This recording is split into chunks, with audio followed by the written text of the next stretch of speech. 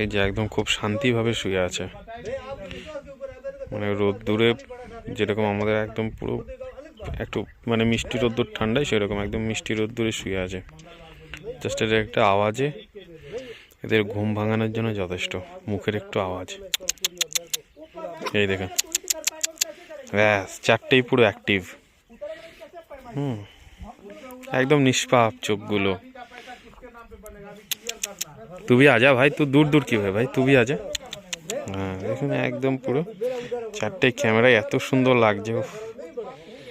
এইখানে যদি মানে অ্যাজ এ জব না করতে হতো না, তাহলে এখান থেকে নিয়ে যেতাম।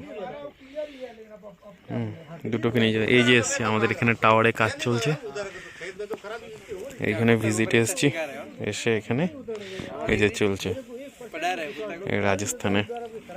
इधर आजा, फिर सो रहे तू, आए आए। खाने का कुछ लाना पड़ेगा, तू मेरे साथ आजा।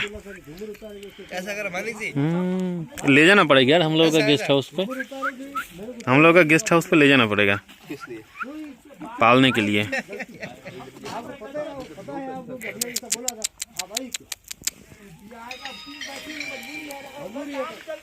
छत पे रख देना पड़ेगा, उधर ही खाना वाना खाएगा, उधर ही सोएगा। साला गुस्सा शायद ये वाला का सबसे ज्यादा गुस्सा होगा, समझ रहे नहीं? ये साला चालाक है बहुत।